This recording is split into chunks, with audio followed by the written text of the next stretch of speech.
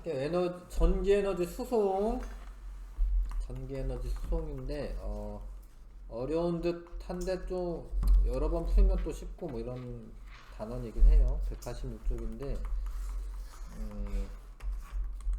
전기 에너지를 이제 발전소에서 만듭니다. 전기 에너지를. 근데 뭐 이렇게 우리나라 뭐 이렇게 있으면 수도권에서 주로 전기 에너지를 많이 쓰는데, 발전소는 여기 뭐 울산이나 뭐 이런데 이렇게 원자력 발전소 이런데 많아요. 경남 쪽에. 여기서 만든 에너지가 매일매일 이거 와야 돼. 매일매일 사실은. 그러니까 전기 에너지 일로 맨날 수송해야 돼. 맨날 날마다 매시간. 그 수송하는 방법이 있거든요. 그 수송하는 방법에 대해서 배우는 건데, 일단은 이제 전력이 뭔지 아셔야 됩니다. 전력이. 전력이라고 하는 거는 단위 시간당 생산하거나 소비하는 전기 에너지를 전력이라고 해요.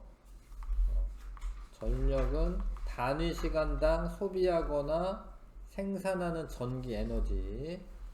예를 들어서 뭐 1와트라고 하면 이제 전력의 단위는 와트를 쓰거든요. 1와트는 1초 동안에 1줄의 에너지를 쓰는 거예요. 1초의 단위 시간은 1초를 말하는 거예요. 1초. 오네. 1초 동안에 1줄을 생산하거나 아니면 쓴다. 그러면은 1와트. 전력이 1이다. 이렇게 얘기하는 겁니다.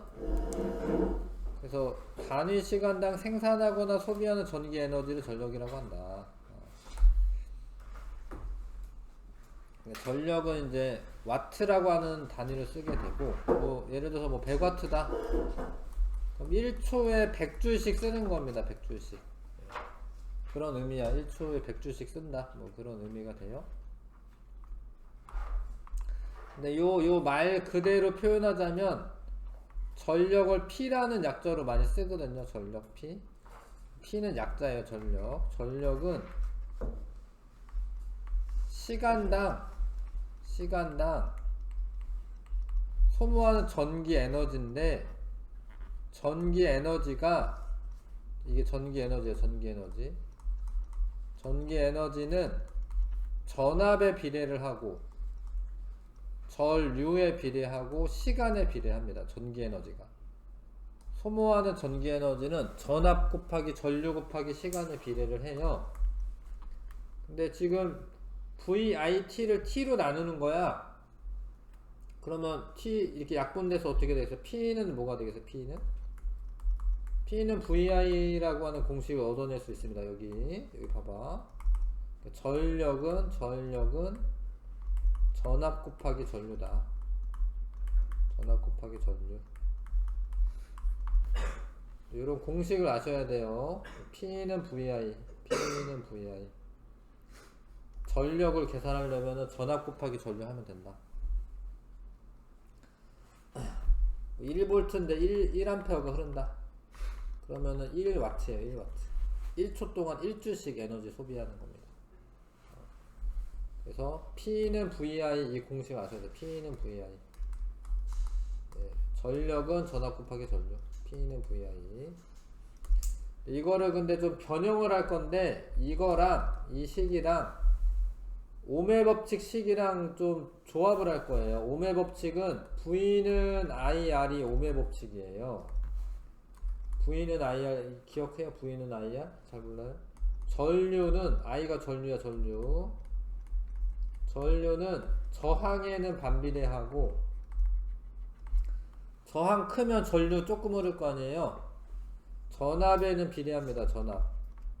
전압이 높으면 전류가 많이 흐르거든요. 이게 I는 R분의 V가 원래 식이고, 이거를 변형을 한 게 양변에 R을 곱한 거지. 그럼 V는 IR. 이게 오메 법칙이었어. 오메 법칙.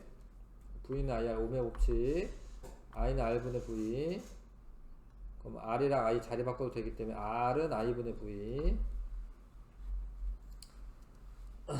자, 여기도 나오죠? 전기 에너지는 VIT다. 전기 에너지는 VIT인데, 시간 T로 나누면 단위 시간당 소모하는 전기 에너지는 T분의 VIT는 약분해가지고 VI다. P는 VI다. 자, P는 VI에요. 봐봐요. V는 IR이에요. IR. V 대신에 IR을 여기다 넣어. 그럼 어떻게 되지? I 제곱 R이 돼. I 제곱 R. 그러니까 전력이 VI로 계산해도 되고 I 제곱 R로 계산해도 돼. I 제곱 R로 계산해도 됩니다.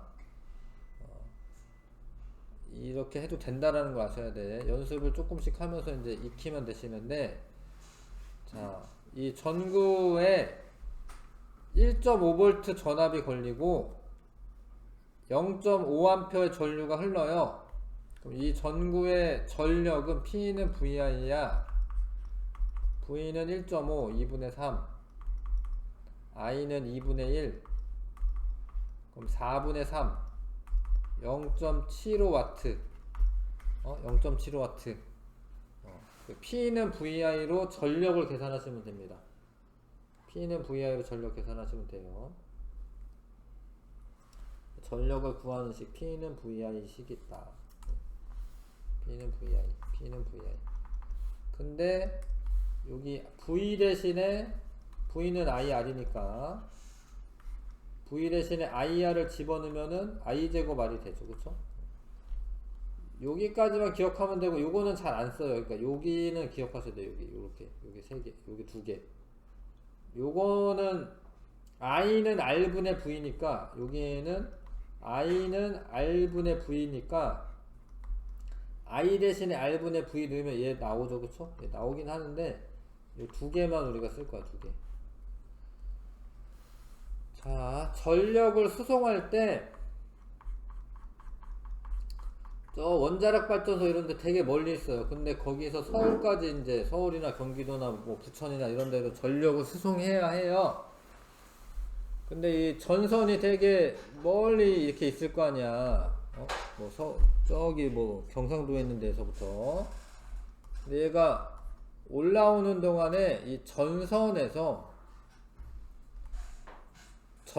저항이 있어요. 조금 저항이. 전선에서 얘가 자꾸 전력이 손실이 납니다.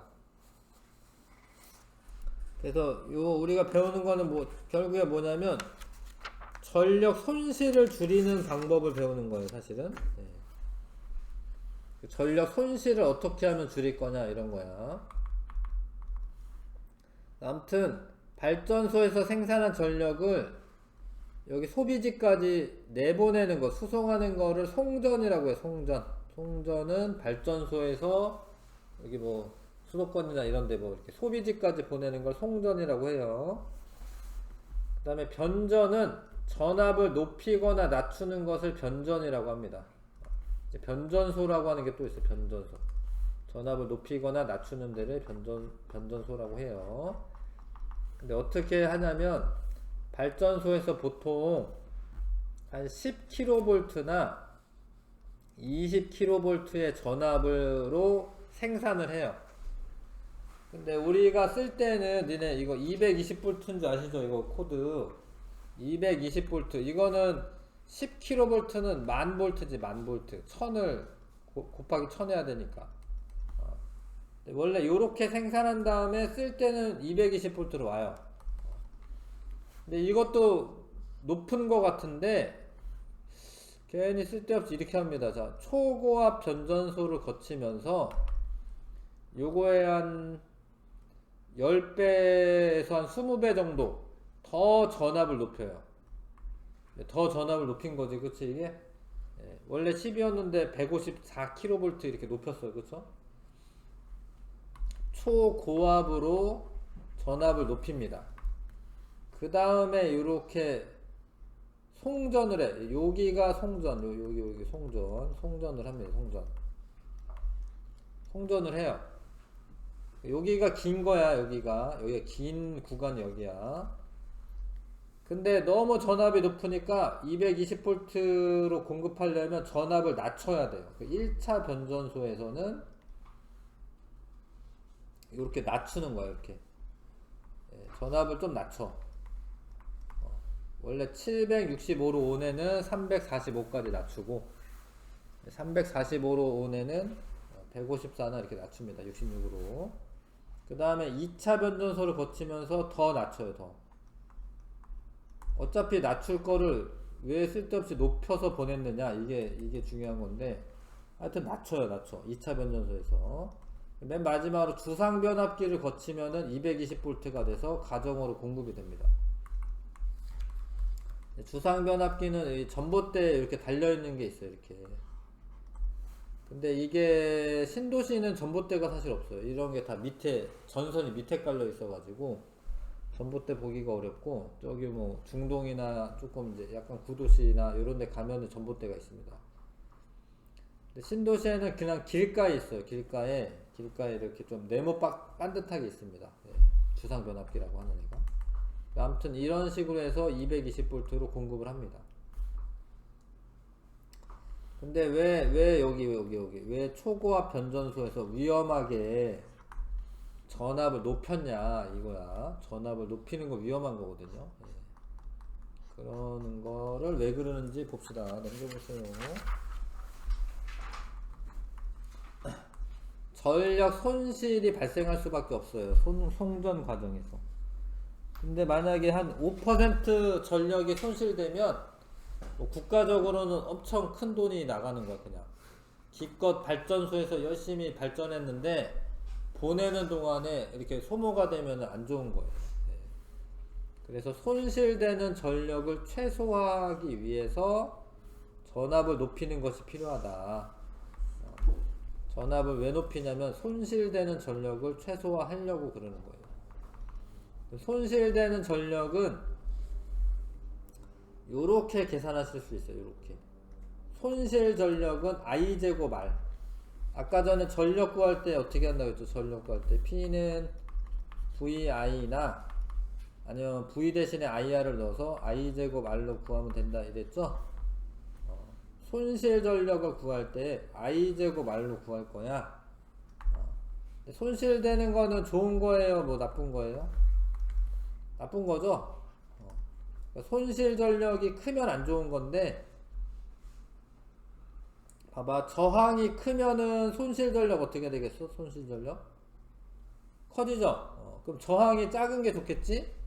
그럼 저항은 전류의 흐름을 방해하는 건데, 이거는 이 물질들 있잖아요. 이 물질들이 전자가 이렇게 지나가다가 부딪히면서 자꾸 저항이 생기고, 그러다 보면 이제 열 에너지가 발생해서 전력 손실이 발생하는 건데, 저항 R로 보통 표시하자. 저항은 단면적에는 반비례해요. 단면적에는 반비례합니다. 그러니까 단면적이 너무 좁으면 저항이 큰 거야. 단면적이 넓으면 저항이 작은 거야. 그래서 단면적이 클수록 저항이 작다. 그러니까 굵은 게 저항이 작은 거예요. 굵은 게 전선이. 그 다음에 길이가 길수록 저항이 크다. 길이에는 비례합니다. 왜냐면 길면은 여기를 자꾸 지나가는데 더 힘든 거지. 길면. 그 다음에 뭐 이거 비저항이라고 하는데, 비저항 요 종류에 따라 다릅니다. 종류에 따라. 금이나 은이나 구리, 알루미늄 이런 거에 따라서 저항이 다르다. 그럼 요 중에 저항이 제일 작은 게 누구예요? 요 중에 저항 제일 작은 게 은이죠. 은. 얘가 작잖아. 구리보다. 그러면 전선을 은으로 만드는 게 제일 좋아. 사실은. 근데 은은 비쌀 거 아니야. 비싸잖아요. 은으로 만들기는 어렵고, 금도 만들기 어렵고, 구리나 알루미늄으로 보통 만들어요.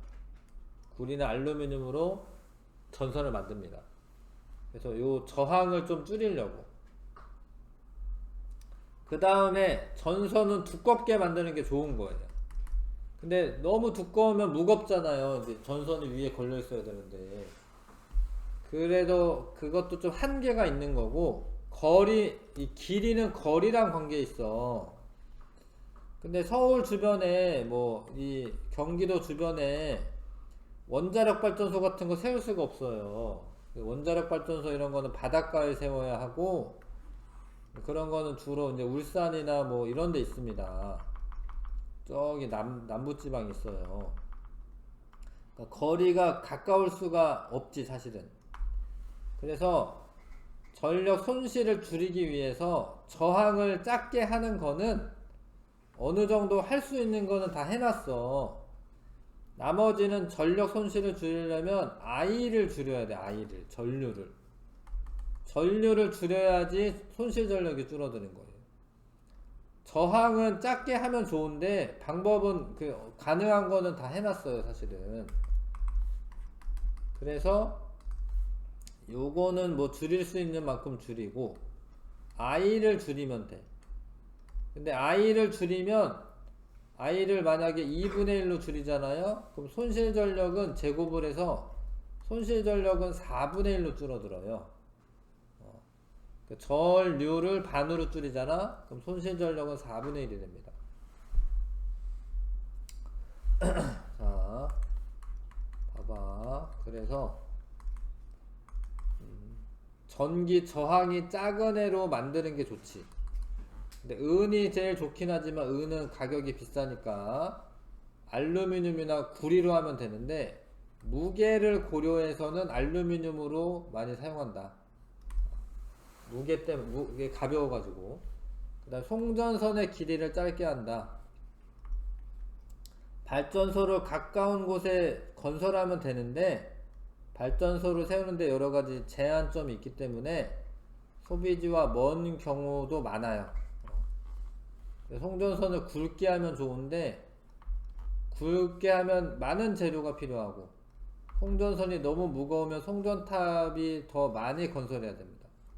그래서 한계점이 있습니다. 그래서 이런 거는 이제 할 수 있는 건 하는 거, 할 수 있는 거는. 송전선의 저항을 감소시키는 방법은 이런 것들이 있다. 그 다음에 두 번째는 전류를 감소시키면 되는데, 전류 감소하는 방법이, 잘 봐요. P만큼의 전력을 발전소에서 만들어냈어요. P는 VI야. 발전소에서 발전하는 전력은 일정한 값이야, 일정한 값. 이만큼의 에너지 만들었어. 근데 봐봐, 전압이랑 전류 곱한 게 P이기 때문에 만약에 전압이 올라가면 곱해서 일정한 값이 나와야 돼요. 그럼 전류는 어떻게 되겠어요? 전류는 둘은 반비례 관계에 있습니다. 이게 일정하면은 얘가 올라가면 얘가 낮아져야지 일정해지겠죠? 그러니까 전압이랑 전류는 전력이 일정할 때는 반비례 관계. 그래서 요 말 중에 전력이 일정하므로 송전선의 전압을 n배를 높이면 전류는 n분의 1배로 감소해요.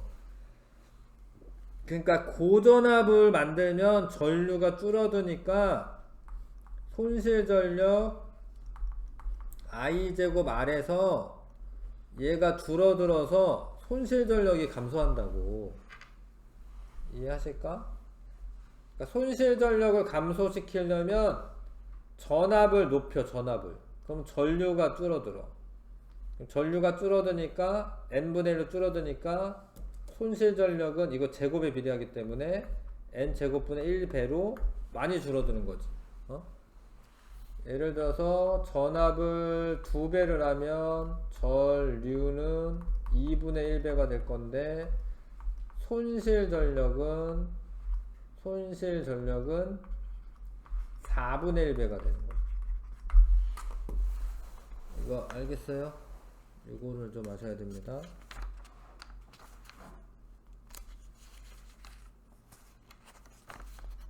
전압이 2배면 전력이 일정할 때 전류가 2배인데요. 전류가 2분의 1배인데요. 그러면은 손실 전력은 4분의 1배가 됩니다.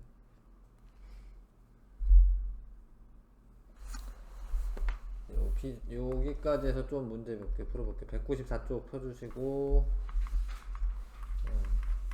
194쪽만 풀어볼게요. 1번부터 5번까지만 풀어보십시다.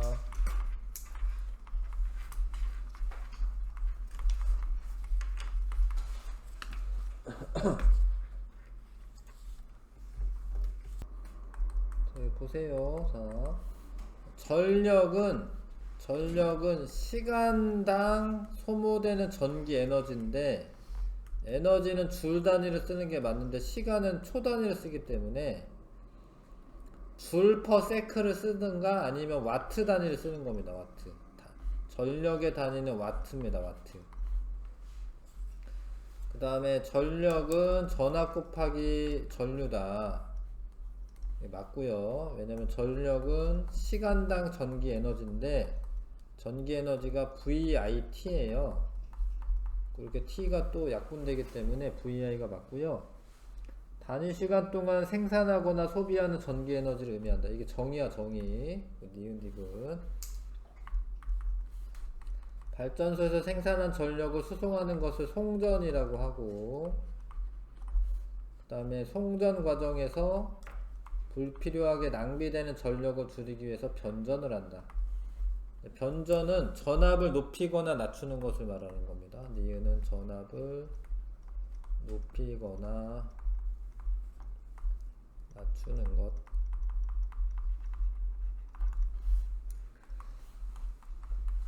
자, 초고압 변전소에서 초고압 변전소 쓰면 될 것 같은데. 변전소. 얘도 변전소. 얘는 다 가구나. 가.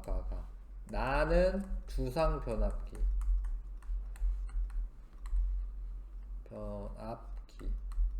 두상 변압기라고 하고, 전력 수송 과정 A에서 C 중 가장 큰 것, 전압이 가장 큰 거 A입니다. A. 여기가 제일 먼 거예요. 사실은 A고, 가장 작은 건 여기서는 C네요. C. 우리나라의 경우 나에서 가정으로 공급하는 전력 전압은 220V입니다. 우리나라는.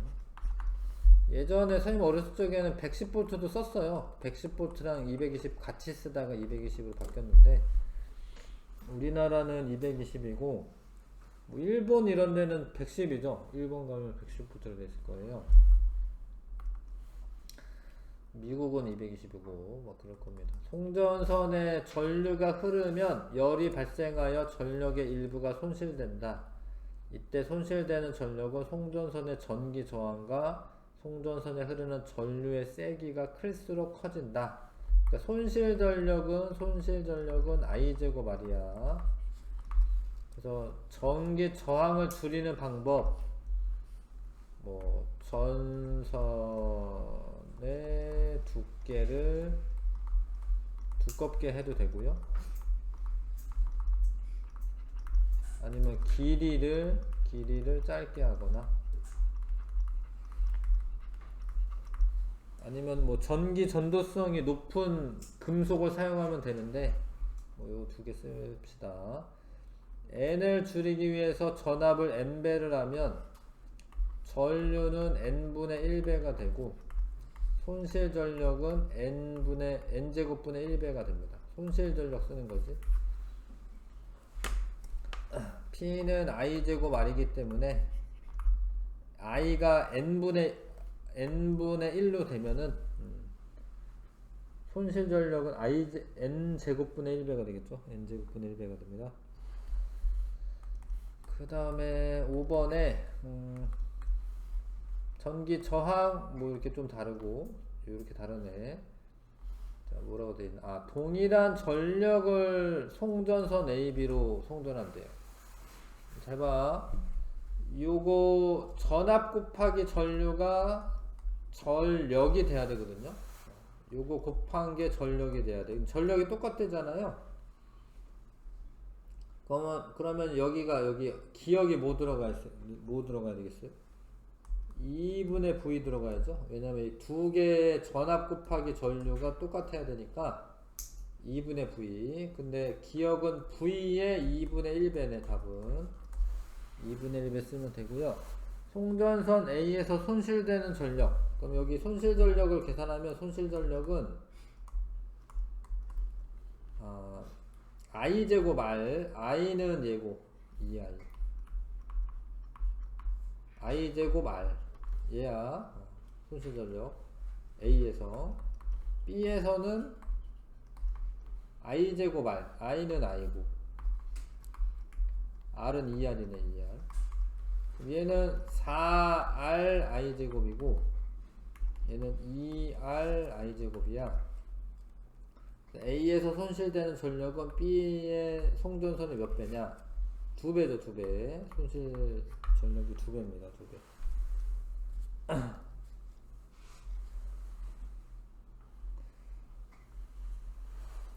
그 다음에 송전선 B의 송전 전압은 그대로 두고 전력만 2배를 하게 한다.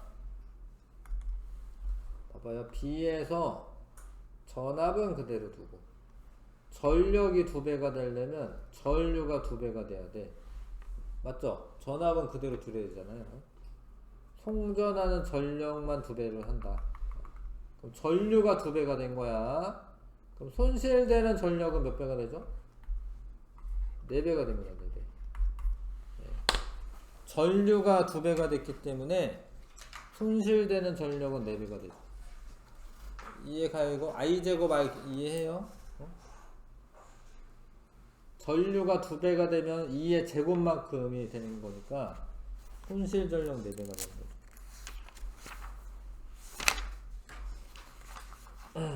헷갈리긴 하겠죠. 처음 보면 헷갈립니다, 사실은. 자, 189쪽. 그래서 변전소에서 전압을 바꿔야 되잖아, 변전소에서. 바꾸는 방법, 변전하는 방법이에요. 변전하는 방법. 변압기를 사용하면 되는데 변압기가 이렇게 생겼어요. 이렇게 구리전선이 촘촘히 감겨있게 생겼는데 이렇게 입력이 되는 곳이 1차 코일이 있는 부분이고 출력이 되는 부분이 2차 코일이 있는 부분이에요. 2차 코일. 1차 코일, 2차 코일 이렇게 부릅니다. 그러니까 들어오는 게 1차 코일, 나가는 게 2차 코일이에요. 자, 패러데이 법칙이 있어요. 패러데이 법칙. 전압은, 이게 전압입니다. 전압은 마이너스 n의 델타 t분의 델타 파이.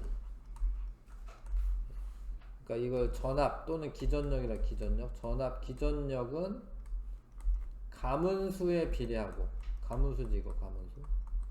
가문수에 비례하고요. 그 다음에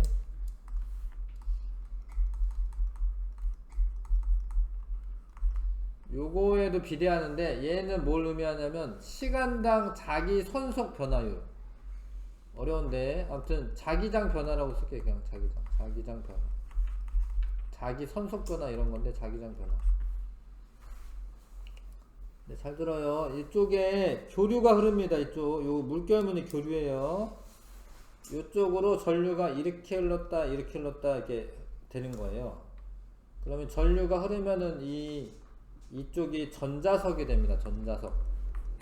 전류 흐름 때문에 여기가 전자석이 되겠죠.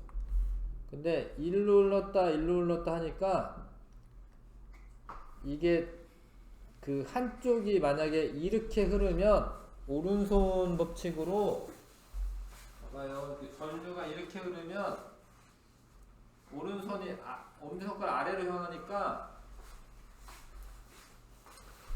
만약에 이렇게 흘렀을 경우에는 밑에가 N극이 되게끔 전자석이 되는 거고, 만약에 이렇게 흐르면은 오른손 법칙으로 이렇게 전류가 흐르니까 엄지손가락이 위쪽을 향하잖아요.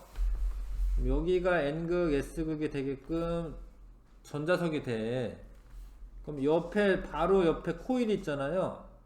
첫 번째 얘가 이렇게 자기장이 통과하다가 나중에 얘가 됐을 땐 요렇게 자기장이 통과해. 근데 여기가 한 10번 바뀌면 여기도 똑같이 10번 바뀌는 거예요. 그러니까 요렇게 해놓으면은 기전력이 델타 t분의 델타 파이에 요거는 1차나 2차나 이거는 일정한 값이 되는 거고, 결론적으로 가문수의 전압이 비례하게 되는 거야. 전압과 코일의 가문수, 패러데이가 발견한 법칙에 의해 유도 기전력의 크기는 코일의 가문수에 비례한다. 그러니까 여기는 지금 잘 보시면 여기는 듬성듬성하게 감았고 여기는 촘촘하게 감았잖아요. 그러니까 감기를 다르게 하는 거고, 잘 봐. 감은 수랑 전압은 비례관계가 되는 거예요. 많이 감으면은 전압이 높은 거야. 그래서 이걸 높여야 된다. 높여가지고 송전해야 된다. 예를 들어서 뭐 1대 뭐 3으로 감았어. 여기가 1V가 왔잖아. 여기 1V가 왔잖아. 그럼 여기는 3V가 나가는 거예요. 감은수랑 전압이랑 비례관계가 있어요. 감기를 많이 하면은 이쪽에 전압이 더 많이 높아지는 거야. 거꾸로 하면은 전압을 낮출 수 있고. 그 다음에 중요한 게, 잘 봐. 여기에서의 전력하고 요쪽 전력하고는 별로 차이가 없어요. 그러니까 에너지의 차이를 말하는 건데, 이 철심 내에서 소모되는 전기 에너지가 없으면 여기 전력과 여기 전력이 똑같다라는 거예요. 전기 에너지가 소모가 되는 게 없으면. 근데 여기서는 P는 VI에서 P가 일정하고 VI인데, 이쪽은 P는 일정하고 만약에 전압이 2배가 됐어요. 얘가 2V가 됐어. 그럼 곱해가지고 P가 나오려면은 전류는 어떻게 되겠어요? 이렇게 2분의 I로 되겠죠? 그러니까 감은수랑 전압은 비례관계인데 전류하고는 반비례관계예요. 전류하고는 반비례관계입니다. 1대2, 2대1이잖아. 요거는 비례관계인데 이건 비례관계인데 전압과 전류는 반비례관계입니다. 왜냐면 얘네가 곱하는 값이 일정해야 돼. 곱한 값이. 전력 손실이 없다라고 하면은 에너지 보존 법칙에 의해서 P 곱하기 V가 일정해야 돼. 그러려면은 V가 커지면은 I는 작아지는 거죠. 그래서 감은수에 비례한다. 이건 비례죠. 이건 감은수에 비례. 근데 전류는 반비례. 전류 반비례입니다. 그쵸? 자, 거의 다 했습니다. 넘어가서 안전하고 효율적인 전력 수송. 여기 좀만 있다 하자. 여기 좀만 있다 하고. 여기 볼게요. 192쪽. 자, 내용은 어려울 수 있는데 문제는 쉬워. 사실은 봐. 1대3으로 감았어요. 그럼 여기가 전압이 V야. 전압이랑 감은수는 비례관계야. 그럼 요쪽은 전압이 얼마겠어요? 전압이 3V가 돼. 3V 비례관계니까 3V. 2차 코일에 걸리는 전압은 3V다. 아시겠죠? 그러니까 많이 감으면 전압 높은 거야. 단순해. 1차 코일과 2차 코일에 흐르는 전류비, 전압이 1대3이면 전류비는 3대1입니다. 3대1. 이게 V는 IR만 알고 있는 친구는 전압이 증가하면 I도 증가한다 이렇게 착각할 수가 있는데, 여기에서는 P는 VI에서 P가 일정할 때 이걸로 풀어야 돼. 이게 일정할 때 이 둘은 반비례 관계가 되는 건 반비례. 그래서 전압비가 1대3이면 전류비는 3대1이고, 전원에 공급되는 전력과 R에서 소비되는 전력의 비를 구하시오. 여기 전력하고 여기 전력은 변화가 없는 겁니다. 1차 코일과 2차 코일은 여기에 보면은 변압기의 에너지 손실 무시한다라고 되어 있어요. 그래서 1초 동안에 뭐 P만큼 공급되면 여기서 1초 동안에 P만큼 사라지니까 공급되는 전력과 소비되는 전력비는 1대1인 거고요. 유제 한번 풀어보십시오. 유제 좀 어려울 수 있습니다.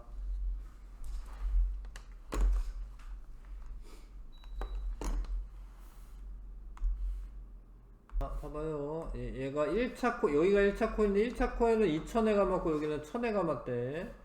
그러면 전 앞비가 2대 1이 될 거고 220V가 오면은 여기서는 110V가 되는 거죠. 가문수에 비례하니까. 그리고 헤어드라이어에서 소비되는 전력은 400W다. 그럼 P는 VI거든요. 근데 얘가 V가 110이니까 뭐 400이라니까 뭐 이렇게 해서 전류를 구할 수는 있어. 구할 수는 있고, 근데 여기 지금 전기기구가 하나밖에 연결이 안 됐는데 여기서 400W를 쓰면 공급해주는 애도 400W를 공급을 해주는 거예요. 그래서 헤어드라이어에 공급된 전력의 전압은 몇 볼트이냐? 헤어드라이어에는 110V 전압이 걸릴 거고, 1차 코일과 2차 코일의 전류비는 전압은 2대1이지만 전류는 1대2죠. 1대2. 대충 알겠지요?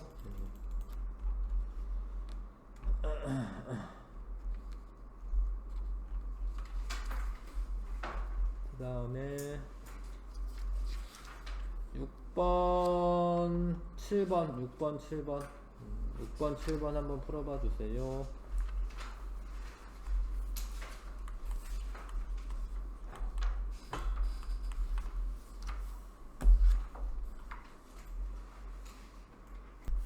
자, 6번에 볼게요.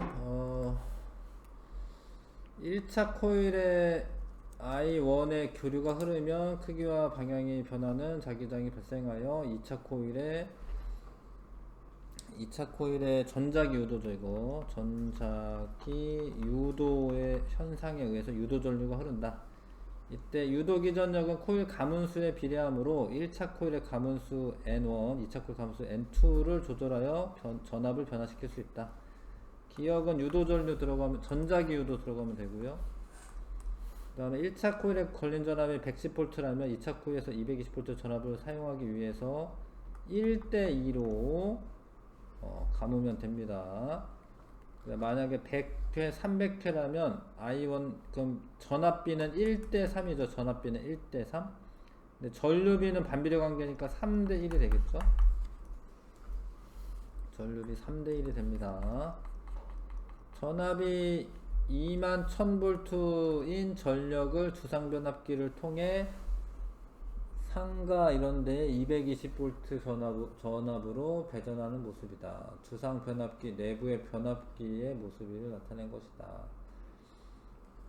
얘가 지금 하나, 둘, 100분의 1이 돼야 되잖아, 그쵸? 22,000에서 220이니까 100분의 1이 돼야 돼. 그러면은 여기 100대 1 하면 되겠네. 100대 1 이해하십니까? 100대 1로 감아놔야지 전압이 이렇게 줄어들 거다. 자, 안전한 수송 190쪽이요 이제.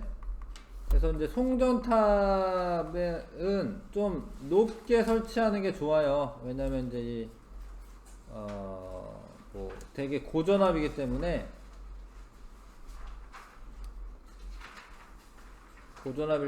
되기 때문에 안전을 위해서 좀 높은 곳에 설치하는 게 좋겠고, 가벼운 게 좋아요. 그 구리보다 알루미늄이 더 가볍습니다. 그래서 알루미늄을 송전선으로 주로 많이 씁니다. 그 다음에 이렇게 뭐 이렇게 예술 작품처럼 표현한 그런 것도 있네요. 이렇게 멋있네. 그 다음에 전선 지중화 사업 같은 걸 합니다. 이렇게 깔려 있는 거를 안으로 집어넣는 거죠. 전선 지중화. 도시 미관을 해치는 것을 막아준다. 송전선이 노출되어 있지 않으므로 간접사고 위험이 덜하다. 단점은 문제가 발생한 그 지점을 빠르게 파악하는 게 어렵고, 지형에 따라 전선 지중화 효율이 더 낮아지기도 한다. 뭐 그런 경우도 있네요. 단점으로. 아무튼 안전이나 미관이나 이런 것 때문에 전선 지중화 사업을 한다. 그 다음에 초전도 케이블은 뭐 알루미늄을 하는 게 아니라 초전도체를 집어넣어 가지고, 근데 이제 문제가 온도가 낮아야지 초전도 현상이 있기 때문에 액체 질소 같은 걸 넣어서 보관을 해야 됩니다. 그래서 짧은 거리에서 시범적으로 이용되고 있다. 물론 손실 전력은 주는데 비용이 많이 들죠. 설치하는 비용이. 그래서 이제 그런 단점이 있습니다. 그다음에 뭐 약간 기술적인 문제도 있고 그러네. 장점은 이제 송전 전력을 3배 이상 크게 하여도 손실 전력이 없고, 손실 전력이 없다는 게 가장 큰 장점이죠. 그 다음에 초고압 직류 송전은 전력을 높여가지고 고압으로 직류로 이렇게 보내면 더 높은 전압으로 송전할 수 있기 때문에 손실 전력을 줄일 수 있다. 이렇다라고는 하는데 이거는 아직 우리나라에서 막 하고 있는 건 아니고, 뭐 요런 방법이 있다. 뭐 요 정도만 알고 있으시면 돼. 초고압 송전, 직류 송전. 그 다음에 스마트 그리드나 지능형 전력망은 이거는 자꾸 보기로 나옵니다. 얘는. 그래서 이제 발전소에서 한 군데만 있는 것도 아니고요. 여러 군데 있고, 그 다음에 전기 에너지 필요로 하는데도 여러 군데 있기 때문에 이게 끊기지 않고 잘 공급되기 위해서 이렇게 거미줄처럼 뭐 이렇게 전력망을 구성하고 있다, 이런 거예요. 만약에 가정이 전력을 안 써, 근데 빌딩에서 이제 전력을 많이 써, 그러면 여기에서 오는 애를 이쪽으로 많이 보내는 거죠.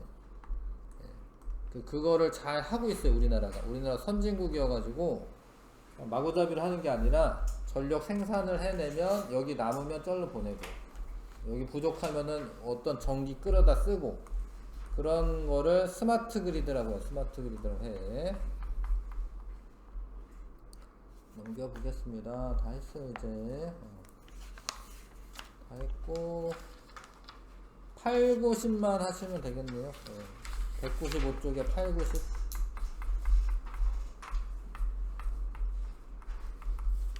같이 하죠 뭐. 이거 뭐라고 했지 아까 전에. 전선 지중화 사업인데 감전사고 위험을 줄인다.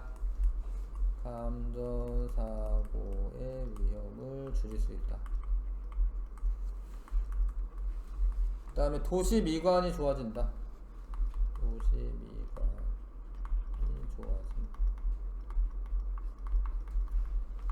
좋아진다. 초전도 케이블은 저항이 없어서 좋은데 장점 2가지. 저항이 없어서 손실 전력이 줄어든다. 손실 전력이 감소한다.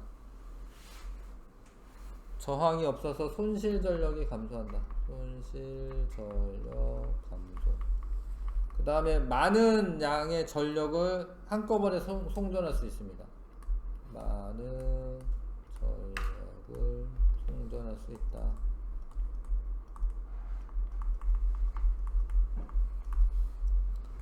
그 다음에 근데 직류를 송전 안 해요. 이게 그냥 보기로 나온 거지, 뭐 이런 장점이 있어도 직류를 송전하지 않습니다. 우리나라. 가와 같이 직류의 성질을 이용해 효율적으로 송전하는 기술을 초고압 직류 송전이라고 해. 초고압 직류 송전. 그 다음에 나와 같은 시스템은 스마트 그리드라고 합니다. 스마트 그리드. 전력을 이렇게 주고받는 것을 이렇게 효과적으로 해주는 그런 시스템은 스마트 그리드라고 합니다. 자, 잠깐 쉬었다가 다음 단원 하겠습니다.